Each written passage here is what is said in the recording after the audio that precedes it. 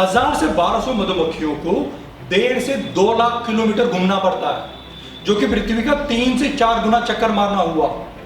40 लाख फूलों पे तब जाके 1 किलो शहद बनता है, जो हम इंसान आसानी से चुरा लेते हैं उनसे।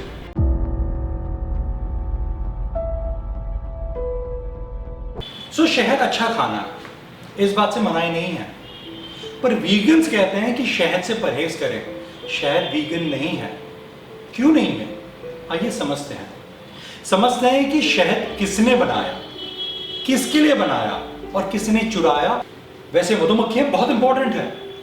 अल्बर्ट आइंस्टाइन ने कहा कि अगर मधुमक्खियां मर गई तो इंसान उसके 4-5 साल में खत्म हो जाएगा। इसलिए इंपॉर्टेंट है क्योंकि 80 से 90% जितने फल फूल है उन सब का परागण ये मधुमक्खियां करती है।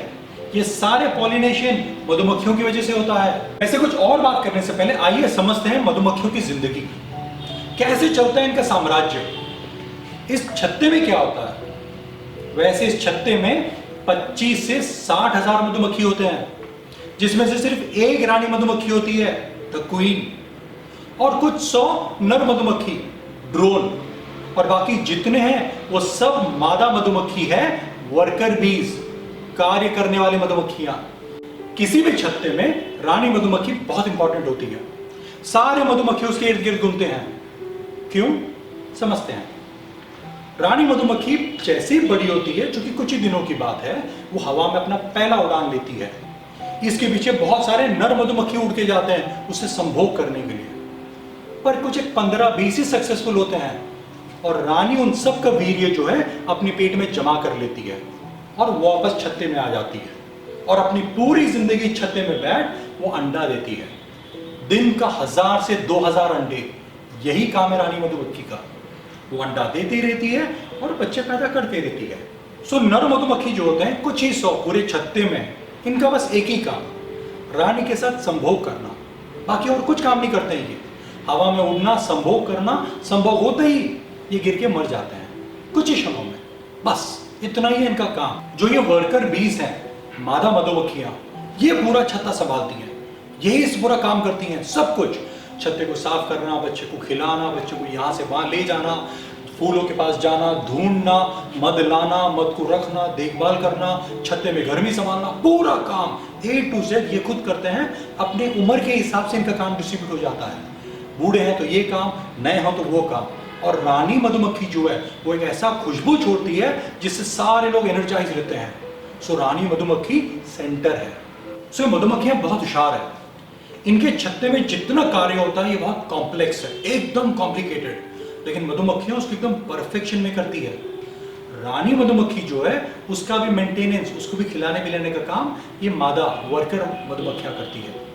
अगर उन्होंने देखा कि रानी मधुमक्खी बूढ़ी हो गई, प्रोडक्शन कम हो गया उसका अंडों का, या रानी मधुमक्खी मर गई, या रानी मधुमक्खी अपने सारे फॉलोअर्स को लेके उड़ गई कहां पर, तो ये अगले 3 दिन में नई रानी मधुमक्खी की तैयार करते हैं, एक रॉयल जेली जैसा सब्सटेंस है वो खिला के। ये मधुमक्खियों का जिंदगी बहुत छोटा होता है, कुछ ही महीने का, 3 से 5 महीना। रानी मधुमक्खी 3 से 5 साल जी लेती है, लेकिन ये मधुमक्खियां जो दूसरे हैं इनका बहुत छोटा जिंदगी होता है, लेकिन ये अपना पूरा काम एकदम बढ़िया से हैंड ओवर करते हैं। कभी काम में रिकॉर्ड नहीं आता इनका। ये बहुत ही हार्ड वर्किंग है। मधुमक्खियां अपने पूरे जिंदगी में कभी सोती नहीं है, ये सोते ही नहीं है, सिर्फ काम करते रहते हैं, मेहनत करते रहते हैं अपने छत्ते के लिए, अपने पूरे सिस्टम के लिए। इनका जो भाषा है, ये जो आपस में एक दूसरे से बात करते हैं, ये भी बहुत ही कॉम्प्लेक्स है, बहुत ही कॉम्प्लिकेटेड है। जिस साइंटिस्ट ने इनकी भाषा को समझा उसको नोबेल प्राइज का अवार्ड भी मिला था। मधुमक्खियां स्काउटिंग करती हैं, यानी ये लोग भेजते हैं अपने एक मधुमक्खियां जाती है, ढूंढती कि कहां पर फूल है, ढूंढ के आते हैं। ये 3 से 10 किलोमीटर के रेडियस में घूम के पता करके आते हैं कि कहां पर फूल है, कहां पे ये रस मिलेगा इनको, और ये आके वापस छत्ते में बताते हैं दूसरे को। कैसे बताते हैं? इनका अपना एक डांस है, सिस्टमैटिक डांस है, जिसमें वो एग्जैक्ट बताते हैं किस डायरेक्शन में, कितने डिस्टेंस में, कितना एग्जैक्ट डिग्री, सब कुछ बताते हैं। इतने होशियार हैं ये लोग। गर्मी में और वसंत ऋतु में इनका सबसे ज्यादा काम होता है। गर्मियों में इनफैक्ट बहुत टेम्परेचर बढ़ जाता है, तो ये सामूहिक तौर पे सारे मिलके छत्ते का टेम्परेचर मेंटेन करते हैं। इतने होशियार हैं ये लोग। गर्मी ही बेचारे इतना काम करते हैं गर्मी में कि ये 6 से 7 हफ्तों में मर जाते हैं, अपने 3-4 महीने भी नहीं जीते, पर इनको फर्क नहीं पड़ता क्योंकि ये एक पूरे छत्ते के लिए जीते हैं, एक दूसरे के लिए जीते हैं। आइए समझते हैं कि ये मद बनाते कैसे हैं। जैसे इनको खबर मिलती है वो डांस से कि बाबा वहां पर है, तो ये सारे निकल पड़ते हैं वहां पर, जो भी इकट्ठा करने वाले मधुमक्खी हैं, पहुंचते हैं उन सारे जगह पे और वहां से ये फूलों में से रस चूसते हैं। इसमें 80% पानी होता है। मधुमक्खियों का 2 पेट है, एक असली पेट और एक दूसरा पेट जहां पे ये रस स्टोर करते हैं। कुछ रस तो ये पी लेते हैं क्योंकि इनको भोजन चाहिए, दूसरा सब कुछ ये अपने दूसरे पेट में रखते हैं, वहां से लेके आते हैं। फिर जैसे आपने देखा होगा, आप कैसे ये चाय बहुत गर्म हो तो ठंडा करते हैं, ऐसे ये अपने पेट से निकल के अपने मुंह से दूसरे मधुमक्खी के मुंह में डालते हैं और दूसरे मधुमक्खी के पेट में, फिर दूसरा मधुमक्खी तीसरे के, चौथे के, इस तरह से ये ट्रांसफर करते रहते हैं ताकि उस रस में से पानी निकल जाए। जो उन्होंने रस चूसा उसमें 80% पानी था, ये ऐसे एक दूसरे के मुंह में ट्रांसफर करते करते पानी बहुत कम हो जाता है, सिर्फ 15%। फाइनली ये उसको अपने पेट के एंजाइम में मिलाते हैं, समझिए थोड़ा सा पचा लिया उन्होंने, और उसके बाद उल्टी करते हैं, जो वो है मद, और वो हमारा फाइनल मद जो ये अपने छत्ते के कोशिका में रखते हैं। पूरे सिस्टमैटिकली कितना मद चाहिए, अलग अलग जगह पे पूरा स्टोरेज करते हैं, ये ऐसे ही मद बनाते हैं। कहते हैं कि 10 से 12 मधुमक्खियां जब पूरी जिंदगी मेहनत करते हैं, कड़ी मेहनत, तब जाके एक छोटा चम्मच शहद का बनता है। क्यों करते हैं ये इतना मेहनत? क्या है ये शहद इनके लिए? ये शहद इनका खाना है। बुरे समय में, बारिश में, तूफान में, ठंडी में इनका खाना है। ये खुद तो कुछ ही महीने में मर जाते हैं, पर इनके जो अगले पीढ़ी आ रहे हैं, जो इनका पूरा चलेगा पीढ़ी दर पीढ़ी, ये उसके लिए खाना जमा करके रखते हैं, अपनी रानी के लिए बनाते हैं ताकि रानी गर्मी ठंडी सब जगह में खाते रहे और बच्चा देते रहे। ये हनी जो है ये एक इंसुलेशन जैसा भी काम करता है ताकि गर्मी और टेम्परेचर बना रहे इनके छत्ते में। ये इनका पूरा जिंदगी है, इनके लिए ये बहुत इंपॉर्टेंट है और हम इंसान इसी का फायदा उठा लेते हैं। इसी इनकी फितरत को समझ के हम इनका शहद इनसे चुरा लेते हैं। जब ये देखते हैं कि हमारा शहद खत्म हो गया, ये बेचारे क्या करते हैं, फिर लग जाते हैं काम पे, फिर मेहनत में लग जाते हैं और ये बस यही करते रहते हैं और इंसान इसी का फायदा उठाता है। इनका शहद इनसे छीन लेता है और जब ठंडी और इनका मौसम नहीं रहता तब इनको वो शक्कर का पानी देता है जो इनके सेहत के लिए सही नहीं है, जो इनका खाना नहीं है, पर इनको सिर्फ जिंदा रखता है। इंसान इनका शोषण सिर्फ मद के लिए नहीं करता, इंसान इनसे रॉयल जेली भी चुराता है। रॉयल जेली वो पदार्थ है जो वो खिला के रानी बनाते हैं। ये इनका मोम भी चुराता है, जी हाँ चुराता है, क्योंकि इंसान अपने स्वार्थ के लिए इनसे छीन लेता है। वो बेचारे देते नहीं है, हम ताकतवर इसलिए छीन लेते हैं, चोरी करते हैं हम। इंसान ज्यादा से ज्यादा पैसा कमाने के लिए अलग अलग तरीके अपनाता है शोषण करने का। इंसान ने इनको एपियरी में पाला है, एपियरी ने नकली हम बनाते हैं और वहां इनकी रानी को रख देते हैं, तो ये बेचारे सारे वहीं रहते हैं उसी में। ये इनका खुला नहीं है, छत्ता जैसा हवा में वैसे नहीं है, ये बंद है, ये वहीं रहते हैं।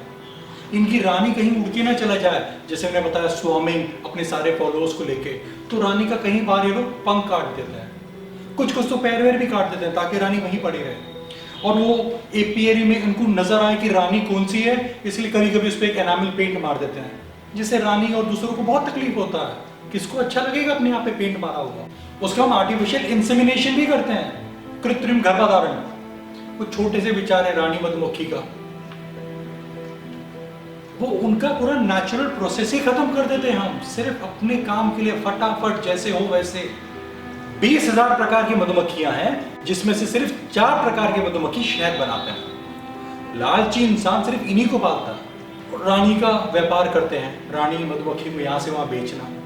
कई बार इनका ट्रांसपोर्टेशन करते हैं कि आपके यहाँ पर हम अपनी पूरे मधुमक्खियों को लेके आएंगे यहाँ से वहाँ, ताकि वहाँ पे हम ये पॉलिनेशन करें आपका। अब आप सोचें कि वो इलाका जहाँ पे जंगली मधुमक्खियां रहती है, वहां पे जब इंसान ये शहद की मधुमक्खियों का बिजनेस शुरू करता है, एपीरी लगा देता है, तो क्या होता है इन सारे जंगली मधुमक्खियों का? बेचारे विलुप्त हो जाते हैं, मर जाते हैं, नहीं रहते। और ऐसा दुनिया के कोने कोने में हो चुका है। बहुत सारे प्रकार के मधुमक्खियां अब नहीं रही। सोचे उस एरिया में, उस इलाके में जो वहां की वनस्पति है उनका परागण कौन करता है? वहां पे भी इंसान पहुंच जाता है कि मैं ऑन डिमांड आपके एरिया में अपनी मधुमक्खी लाऊंगा और इन सब का परागण कराऊंगा।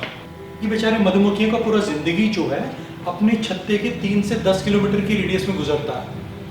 इनको पूरा डायरेक्शन पता चलता है। जब इनको यहाँ से वहाँ ले जाते हैं ये पूरा हिल जाते हैं बेचारे, इनका पूरा सिस्टम खराब हो जाता है। ये इनके लिए, सेहत के लिए इनके थोड़ा भी अच्छा नहीं है। पर क्या फर्क पड़ता है, ये तो 2 से 3 महीने में मरने वाले हैं। ये हनी के बिजनेस में करोड़ों करोड़ों मधुमक्खियां मरती है, करोड़ों।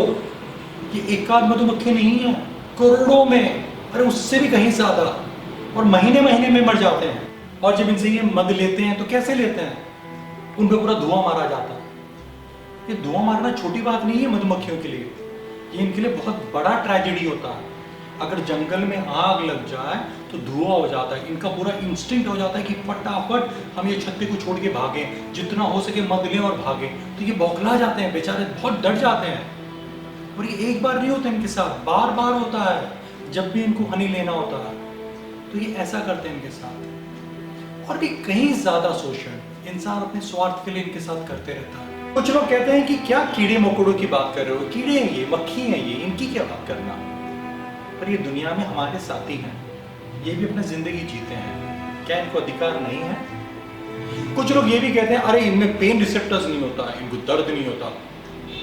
हाँ माना, इनको दर्द नहीं होता, पर क्या ये नैतिक है कि हम इस तरह से उनका विनाश करें, उनका इस्तेमाल करें, उनका शोषण करें? और दूसरा, क्या ये जरूरी है इतना हमारे लिए? तो ये है पूरा प्रक्रिया। मुझे इस शोषण का हिस्सा नहीं बनना, मुझे नहीं जरूरत है हनी का, मैं चला लूंगा। एक नहीं 50 ऑल्टरनेटिव्स है, बहुत ज्यादा विकल्प है, मैं वो इस्तेमाल कर लूंगा। आप सोचें, क्या आपको लगता है ये वीगन है? क्या ये सही है? क्या ये शोषण होना जरूरी है इतने करोड़ों का? प्लीज सोचें।